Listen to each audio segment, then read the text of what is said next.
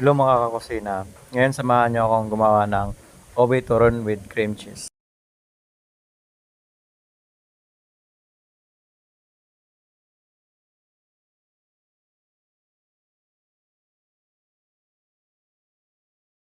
Isa natin na yung kalahating kilong bigas na malagkit.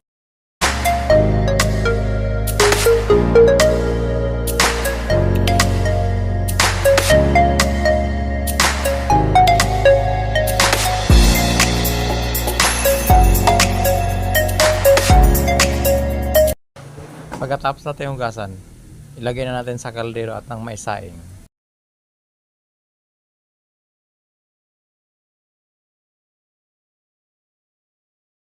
Habang niluluto yung kanin, gagawa tayo ng latik para sa ating kaning malagkit. Kalahating cup na gata at 1/4 na asukal. Ihalo natin. Pagkatapos nating haluin, ilalagay natin to sa manliit na kawali at pakukuluin.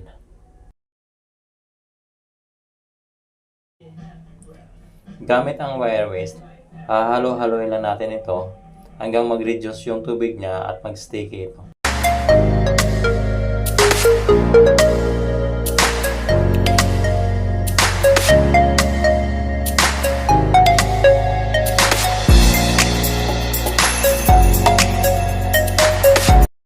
Kapag ganito na yung texture niya, yung ginawa nating latik, pwede na natin haluan ng condensed milk, ube flavor.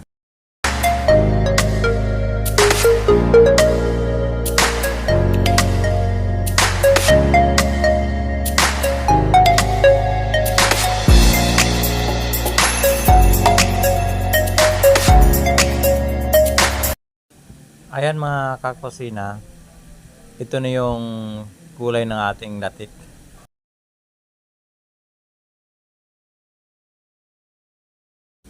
Ito na yung luto nating malagkit. Ihalo natin to sa ating ginawang latik.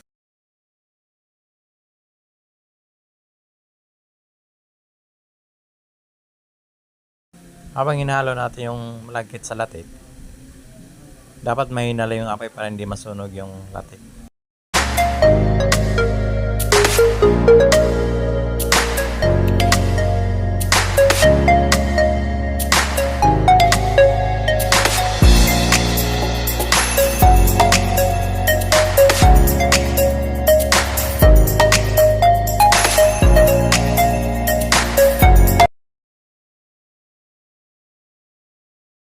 Ito na yung mga kakusina.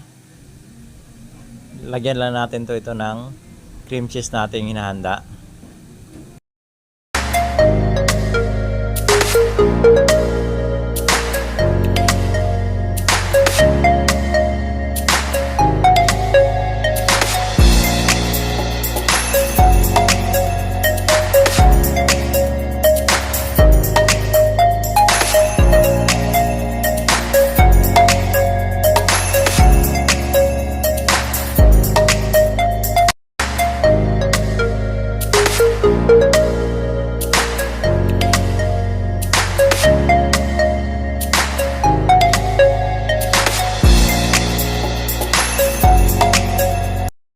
Pagkatapos, isasalang na natin to sa hinanda nating mainit na mantika.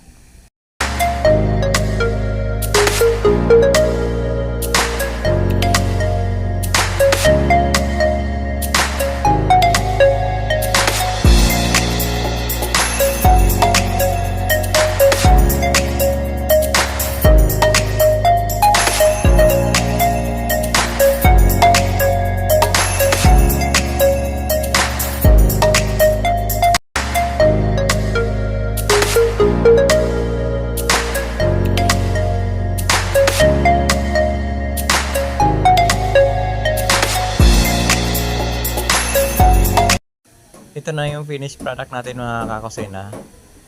Legit masarap kasi nagko-complement yung cream cheese dito sa matamis na malagkit na nilagyan natin ng condensed milk na ube.